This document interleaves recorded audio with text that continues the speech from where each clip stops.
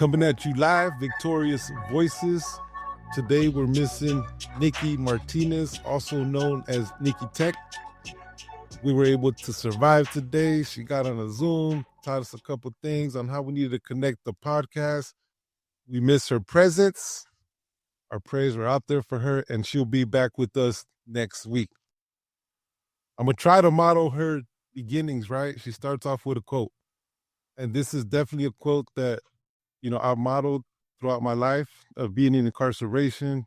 And for me, Aristotle, motivation is not a gift, it's a habit. And when you make things a habit, it becomes a norm. And that's the way I was able to survive when I was in segregated housing units, Corcoran Shoes, Pelican Bay. I was able to just make things a routine, right? And making them a routine, it made me feel good. It made me feel like I was accomplishing something. And even though I was in that presence, I was still able to get a routine together, read a book, do some reading, do some studying, do some writing, right? So that's been the structure all my life. Now, if you fail to plan, you plan to fail. When I first got out, I had many, many struggles, right? I didn't just come out and everything was good. I had to go through my challenges and my process. But when I realized, man, everything I do in life, I need to put a plan together. If I don't, I'm going to fail. And so now that's part of my brain. That's part of my structure, man. Like I put a plan to everything that I do, whether it's family, work, vacations. You need to put a plan. You need to put a plan in place that's going to benefit you, your family, your business, your line of work. So that's what Victorious Voices is all about. We're here to plan, not fail, elevate one another's voices, and be present. How you feeling, Roberto? Well, you know what? I really do genuinely feel happy. And I like what you just said too, because we are creatures of habit. And whenever we do things in spite of habits. And we need to set ourselves up for success is what my motto is. And making sure you set yourself up in a position to make sure that when things do come arrive, that you're ready. And that's success. Success is readiness beating opportunity. When those two come together, then that's when success happens. So always be ready for those opportunities. So, yeah, I'm feeling happy. That's how I'm feeling. How are you feeling, sir? I'm actually feeling overwhelmed. Okay. Well, I'm feeling overwhelmed, but just a lot going on in my life. But just doing the podcast, being here present, Victorious Voices, it makes me feel great. And it gives me some type of therapy into my process, right? So this is something that works for me. The purpose of Victorious Voices is to elevate one another's voices, community mentor, credible messengers, being present, trauma, healing, resilience, and just supporting one another, right? And having them direct conversations. Like, it's a process when you're dealing with the individual that has had that lived experience, whether it's juvenile hall, adult incarceration. It's a continued process to deal with everything that we've dealt with, what we're dealing with now. And so that's what Victorious is all about. We're here to elevate. And last week we had Robert, also known as Habby, here present. We had some technical difficulties with the microphone and, the structures to the podcast. But hey, we're planning. We're here. That's right, man. Nothing comes without trial and error. And the thing is, we step up to the plate. Even if we strike out, we keep coming back. And that's what makes us victorious too, man. We just don't lay down. Got to get back up. Yeah. And youth empowerment as an organization, like normally, like it's all in timing, right? Like we wanted to start this podcast a few months ago, right? We had the room structured. Robert came in here with all them volunteers. And as you can see, we got a mural in the back, the painting and everything. And we wanted to start it like a month after, right? Right. But that wasn't 3 weeks, actually. It was a 3-week deadline. Robert, it better be done in 3 weeks, man. So tell me a little bit about yourself, Robert. I know last week we didn't get to really, because the microphone and everything, but it sounds like everything's pretty clear. Yeah. Yesterday, last week it was a little difficult talking and not be able to hear yourself, and it was just coming in and out with waves, so I couldn't even concentrate on really what I wanted to talk about. But I did give the majority of the story out, but I wanted to make sure it was clear for a lot of our listeners and viewers out there. And I don't think we should just go without listening at least to people's stories and what they go through. And definitely didn't want to have technical difficulties for cutting us short from what we went through. I think it's important to at least log it and put it down in history, because this story will carry out for my kids and grandkids, and not only that, for other people in our communities and out into the rest of the world to hear these testimonies. Because I believe that if we don't hear and learn from other people's testimonies, that we can't grow and help. And I believe part of this podcast and Victoria's Voices is just reaching out, making sure that our stories don't go to vain. We're all going to get something from it, and we're going to learn and strive. That's our motto. That's what we're going to go for. So thank you for giving me this platform here. And thank you for that feedback, man. Because like we get numerous of messages of inspiration, of hope, of wow, like I went through that, like I could relate to that, and the words inspired me. They motivated me. It helped me out for today. So that's what the purpose of Victorious is. Right on. Robert, give us some history and background of Robert Almada. Well, you guys, just 1 second. Okay. Sorry. Okay, so I was born in 1973 in San Diego, down in the Logan Heights area. My mom and her family are from Logan, and not to say that was a gang, that was actually a barrio, that was just a neighborhood. And being in that community right there, I remember the Chicano movement was happening, growing up in that environment where a lot of civil rights was really at its peak. And Rachel Ortiz doing her thing at the radio station and stuff like that. Now, my father's side of the family are from Shelltown. And not to say that there was a vision, because at that time, Logan and Shelltown and Sherman and all these barrios used to get together to form a community to actually build that park. So that park was a representation of the Chicano movement.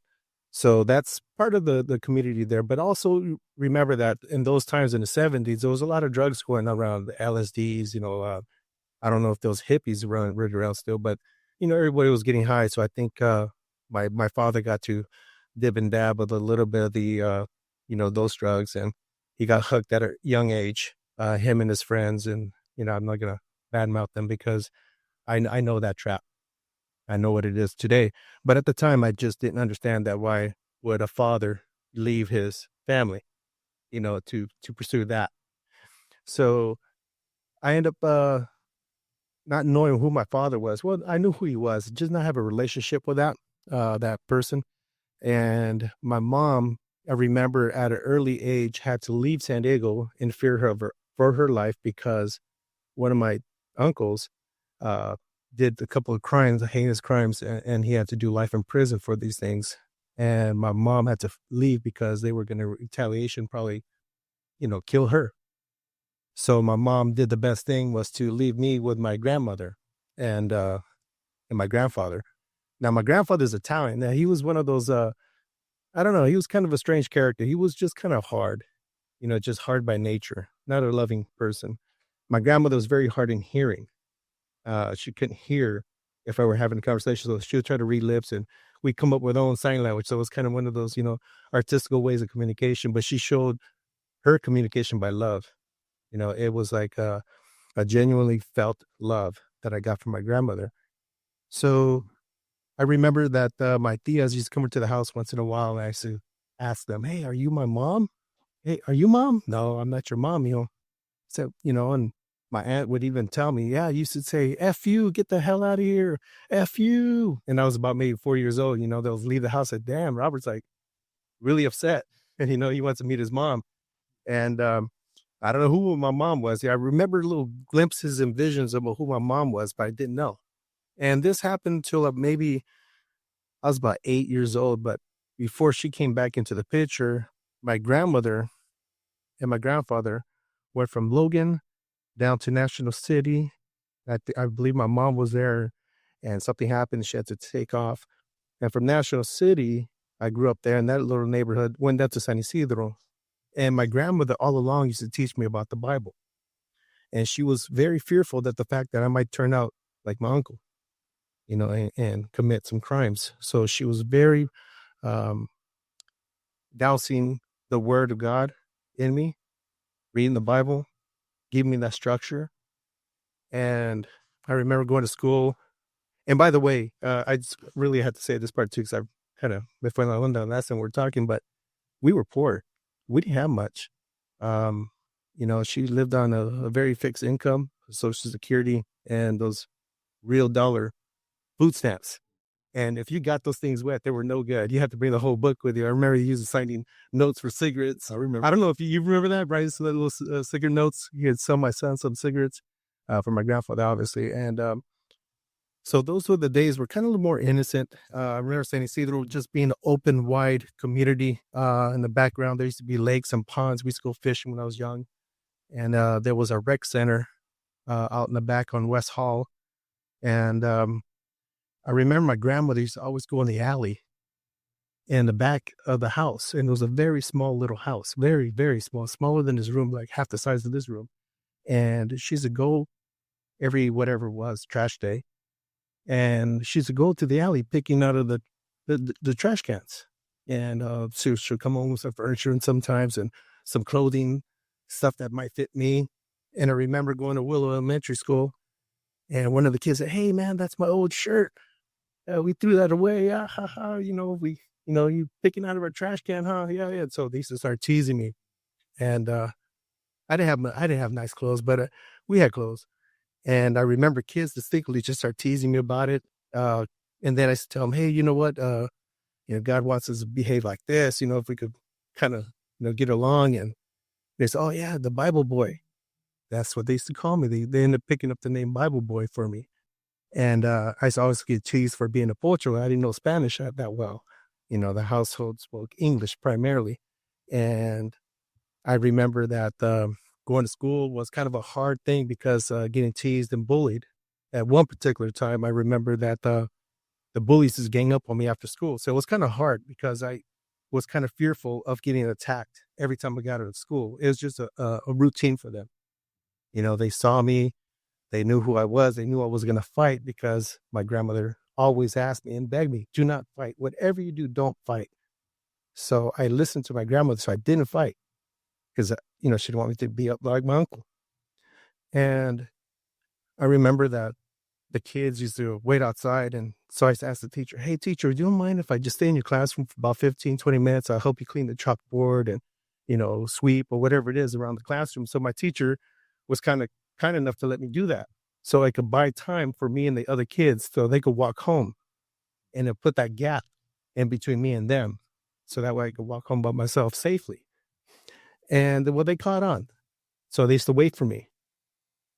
And they used to wait for me at a certain area. It's kind of blocked off from traffic. So it did catch me by myself.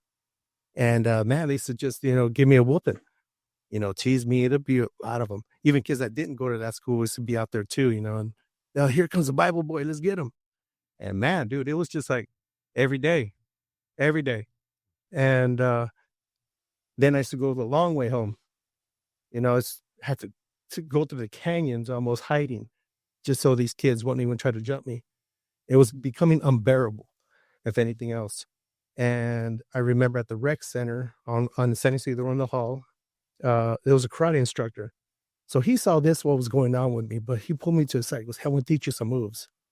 So he taught me how to trip people, grab them. And I'm won't show you right now. No, that's good. So, but yeah, no. So I used to lay them on their back, these guys, and it worked. It really did. It was just a flawless move, and it helped me out in the future because my mom finally came and picked me up. She took me to Los Angeles. And probably before that, my grandfather used to always chastise me a lot. And he used to tease me a lot.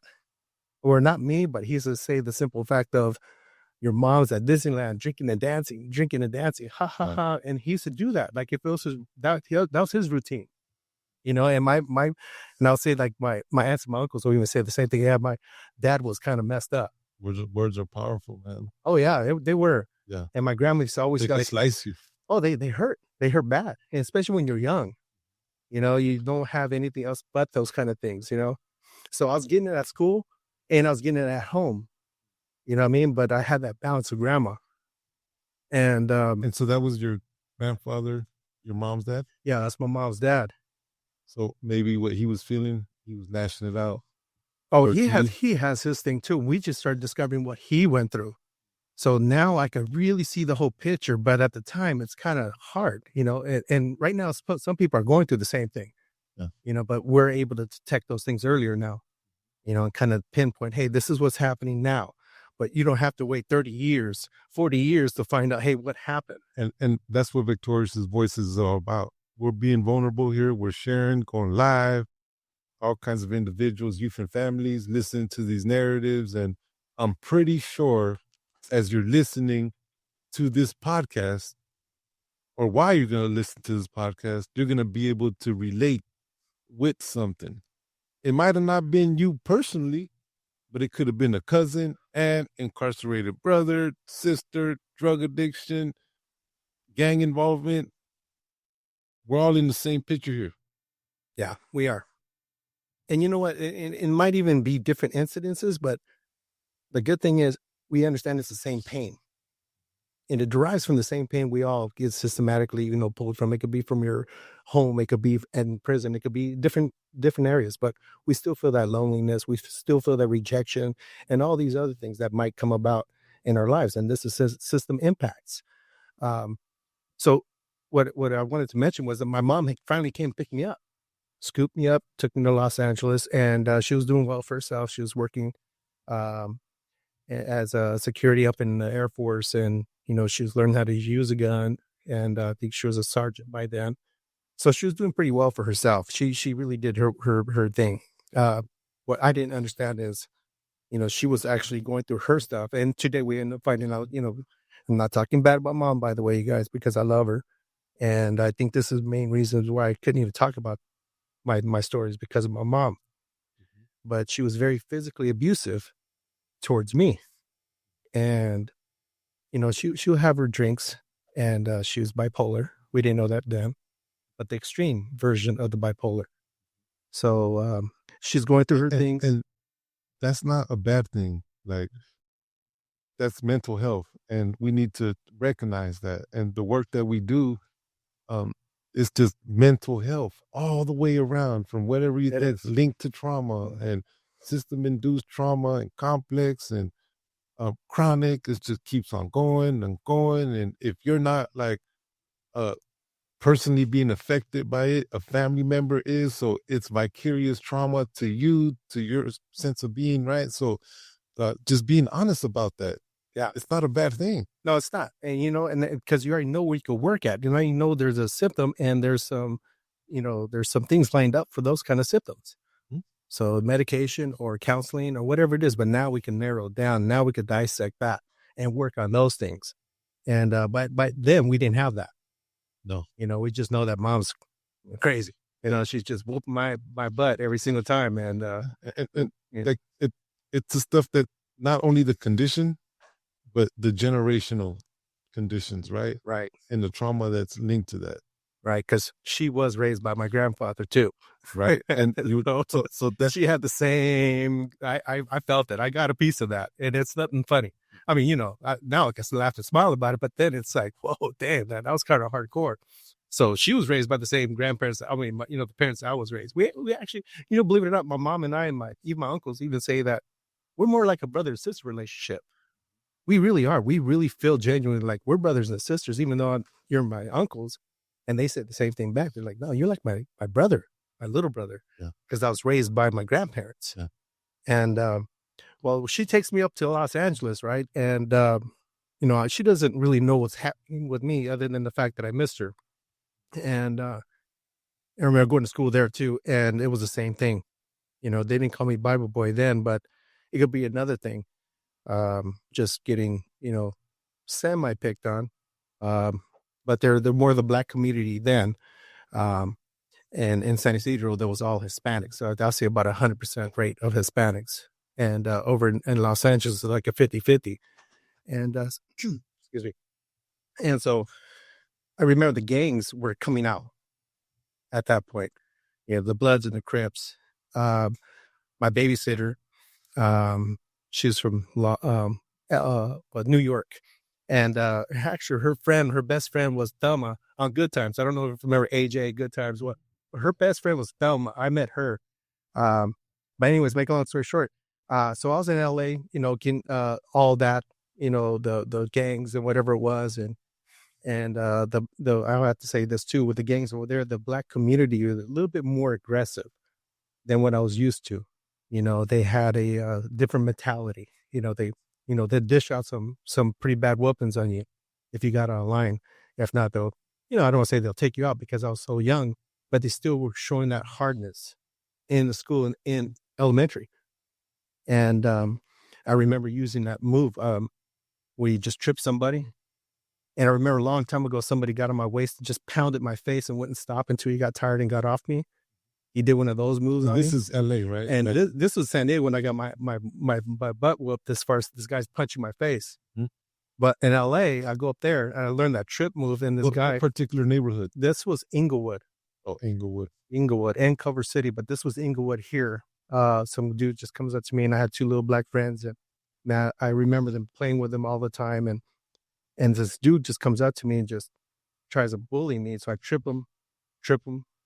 He keeps getting up. And then last time I just tripped him again. I got on his belly, his chest, and started punching him until I got tired. And this was the projects you mentioned? Yeah, this is the project. Okay, so the projects, man, could be a system-induced trauma in itself.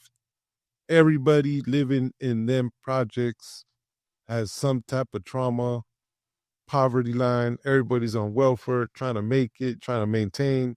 That creates frustration, anger, and these are ways that individuals, youth, and families react to them. Right. Marginalized community. Oh, yeah. And you see it. And then, what the thing is, you wouldn't even know any better because you're just growing up in the environment. You don't know anything else down the street. You don't know what it looks like at the beach if you've never been there. They've never been exposed to anything else than what they see. No. Same shoes hanging up on the phone lines, and that's it. And so that's part of our movement too. We're giving these kids an opportunity to see different things, in life, not just their neighborhood. We want to see other things, the beauty of life. And that's a beautiful thing that we've been doing together. And so I gave this kid a whooping that I've always received. And my friends would say, "Hey, Robert, that was the school bully. No one could ever beat him up. You're the first guy that ever beat him up." And I was feeling kind of scared, but happy at the same time because I felt like I'm going to get retaliation. But this kid, he kind of didn't mess with me anymore. And my friends were like, "Hey, yeah, we got ourselves a nice, guy right here, man. He beat up the bully. He's our friend now. So I got that little reputation at the elementary school. And I remember after that, a couple of years went by. Went back to San Diego. I counted 7 elementary schools. Wow. 7. And then I came back to San Diego. I remember going to Hamilton. And then that was my first introduction in East San Diego. And from Hamilton, went to Wilson in 6th grade. And I ran into Robert and Schrage and a few other guys. But Robert was a very good friend of mine, or still is. And I remember. Robert and Schrage, Chapel. Robert and Schrage is Lento. Oh, it's Lento. Yeah. Mario and Schrage. Yeah, Mario, Schrage, David. Yeah. And so the brothers. And me and Robert got along, and there was no gang. There was no gang thing with me and Robert. I went away with Mario. You know that, right? No. Yeah. When I went away 17 years, yeah, he went away 11. Oh, okay. He did a federal. I know he did federal time or something like that. The first time we did state time together, and then he got out and then caught federal. Oh, and now he's in TJ. Yeah. Ensenada. Yeah, I shouldn't say where he's at, but he's down in Ensenada, so we're just chilling. Ensenada, Mexico. Just struggling, man. Yeah, I know. It's a real thing, man. Yeah. If you don't have your legal documents, I wouldn't even try to, act the fool out here, man, because they will deport you and there's no chance back. And I think this is a land of opportunity, by the way, so I wouldn't want to mess that up. And not knowing that then, though, we're just taking everything for granted. Yeah. And that's what knuckleheads do, and I don't say knuckleheads because I'm one too, and needless to say, I remember meeting Robert and Schrage and, walking home. It was no gangs, like I said back then. There was no gang affiliation with me and Robert. So we just walk home and we felt safe, protected. He was one of those people I was able to talk to. And finally, I had a conversation with somebody. and it was a real conversation then. And he said, help me, coach me, mentor me as a brother would, because he has brothers, older brothers. Then later on, I got to meet them, like, David and Mario, and there's mom and dad, and hardworking family and all. But they taught me how to, paint cars, body work, mechanic work, stuff like that. That's how I got into the automotive industries, because of those folks. And then later on, I met Danny Rios at Wilson. Not too far after that, it was like maybe a month or two. He walks up to me, and I was flying under radar for a long time, so I thought, but Danny just comes up to me. He's all decked out, creased up. He's just wearing his Dickies and flannels, man, and he has a whole history of his family being all over the place. As far as Logan, East Side, and Shelltown, and Sherman, and whatever it was, National Cities. He had his family from everywhere. His dad's from Logan, and he doesn't say he was kind of like inbred to be this superpower G, and we're talking about the 6th grade still, okay? And he comes up to me and just looks at me. He goes, "Where you from, homie?" And I'm like, "Whoa!" I'm getting hit by this cholo. I'm thinking, "Oh shoot!" And he goes, "Well, I didn't know what to say. I didn't know this was East Side. I didn't know where I was really at. You know what I mean?" And I had to think about that for a second, because I really don't know where I'm from. I lived everywhere already, and so I gave him the honest answer. I said, "Well, I guess I'm from Logan. That's where my mom's from. I remember being across the street from Chicano Park when I was growing up. I guess that's kind of where I'm from." And so he socks me in my chest. He didn't like that answer. And I this time I didn't even flinch, dude. I just kind of looked at him like, what's going on with you, dude? What's your problem? And he was like, "Well, look, man, look. From now on, man, you're going to be from here. You're going to be from East Side, okay? And if anyone messes with you, they're going to mess with us." And I'm thinking, okay, that's kind of cool. I'll take that bet.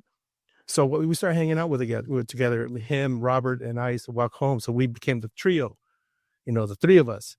And that's what we're all known for, is me, Casper, and Lempo. That's kind of where it's at. And we never left each other's side. And we always felt safe. We never ran when situations happen. I'm not going to elaborate on a lot of our things that we went through, because some of it's just, a lot of things went down. So it gave you a sense of empowerment, a sense of belonging. It connected you with family, right? We call it, homeboys and connections, but those are friends. Those are friendships that are established, right? And by the way, big shout out to Danny Rios, man. He's still creased up, right?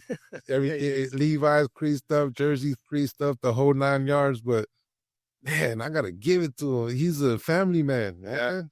How many kids does he have? I'm not going to put his business out there, man.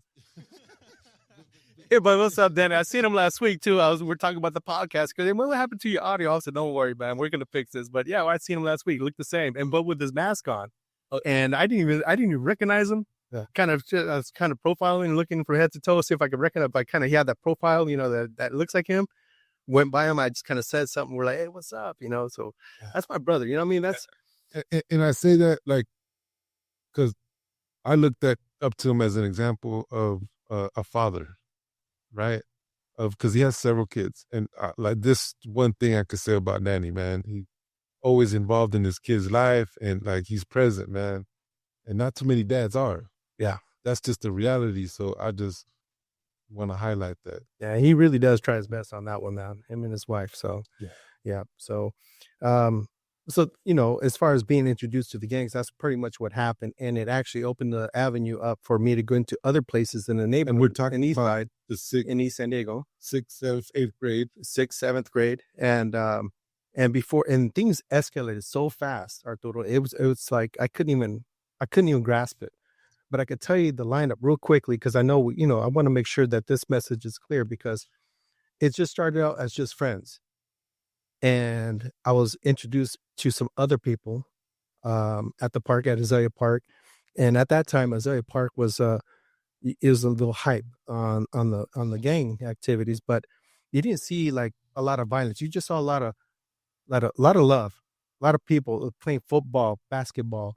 They'll have their drinks and maybe their beer, and lowrider cars all in the parking lot full, and people doing well, and my homegirls out there, or the girls, and having a good time. Everyone's having a good time. I remember everyone's just having a great time. And yeah, there'll be fights once in a while because people like to test other people. And that was just a normal thing. If it was a fight breaking out, you probably don't even watch it. You just drink a beer, you still talk about whatever you talk about while they're throwing down in front of you. It was just a normal thing. And, we'll laugh and have a good time.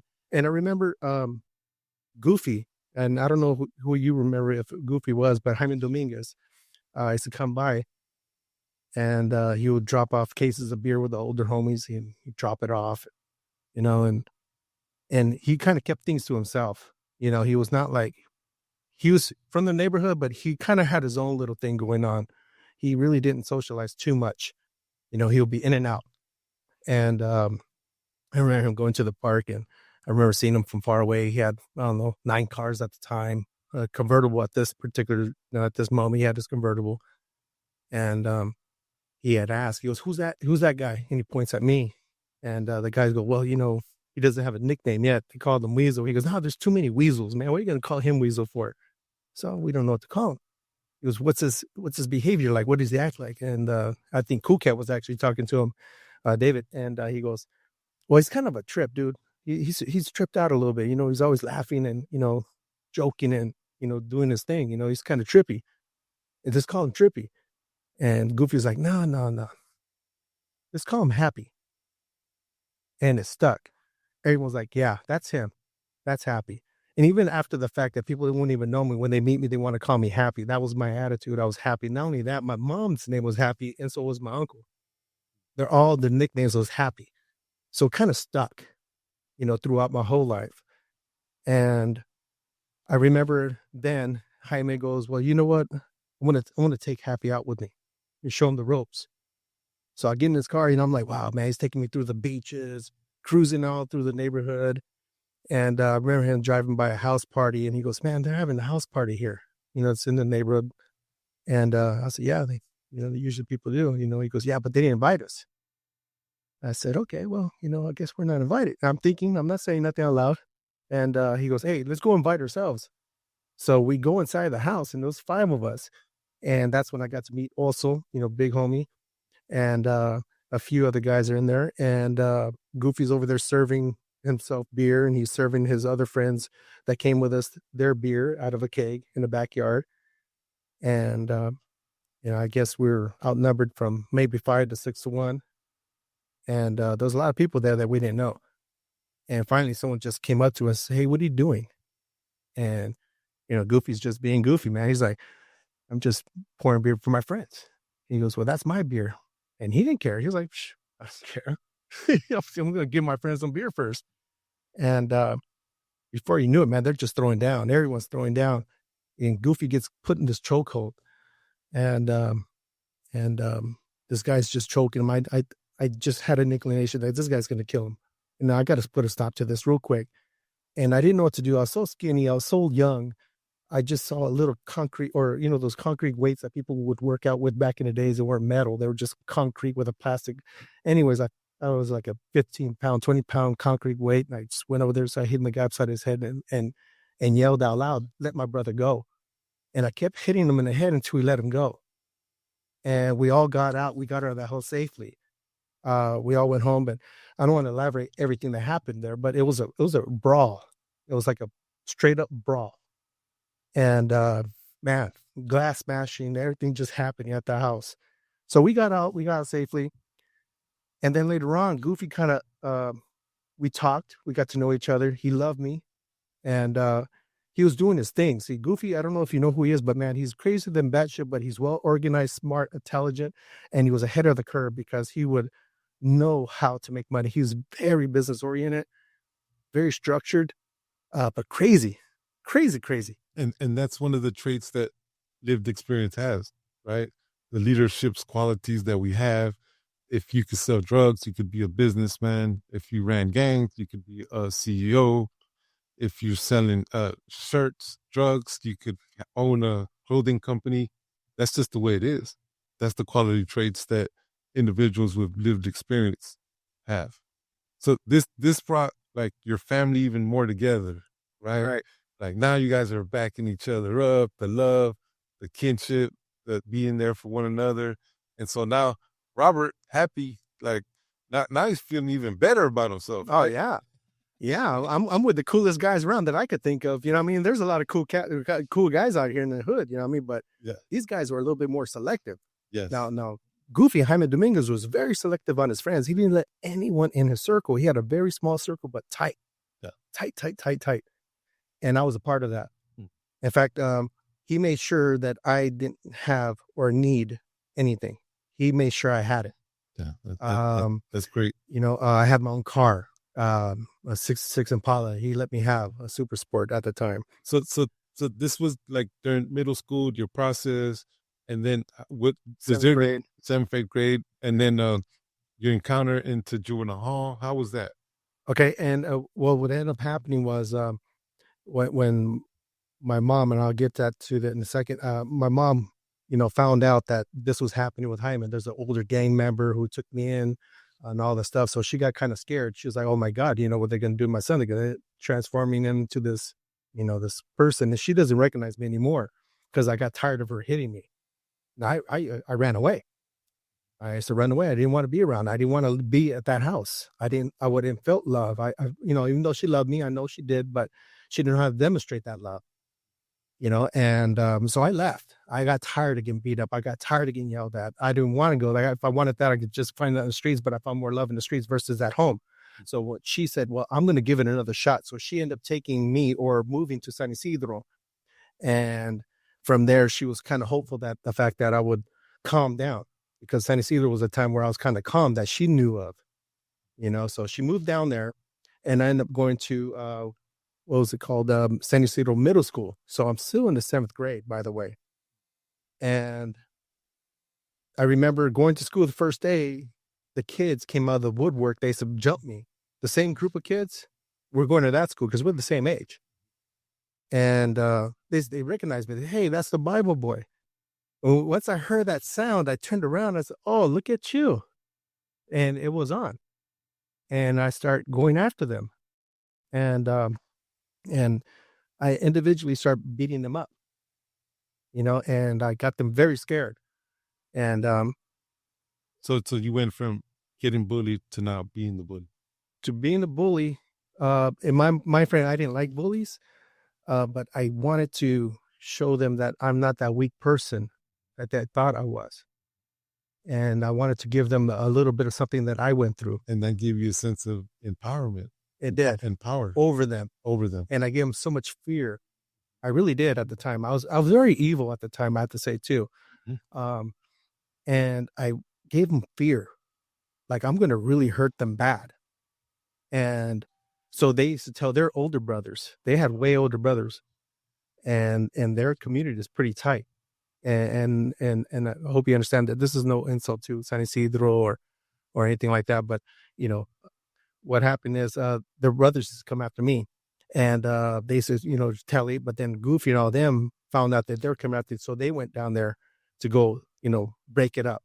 So they showed their presence, and they were like, okay, this is escalating to something really big. So they took me from San Isidro back over to East San Diego, where I'm more safe, because over there I'm causing a ruckus. And from there, I remember Febe on my birthday. And this is David's, Robert and I's mom.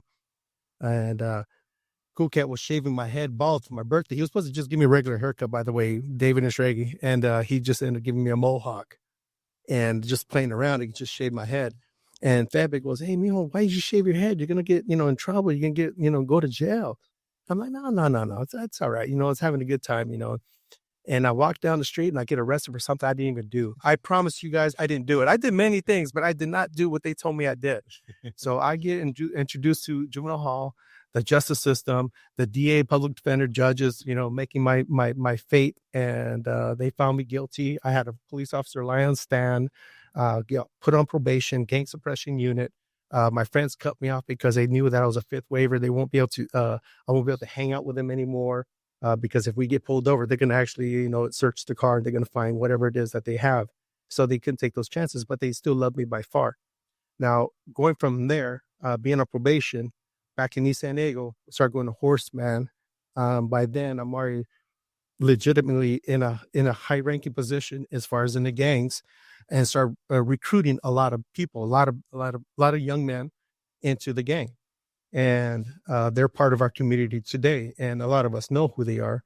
And I would say there's roughly around 25 people that are recruited from Horseman. From there, I remember um, being promoted because I was failing the grade.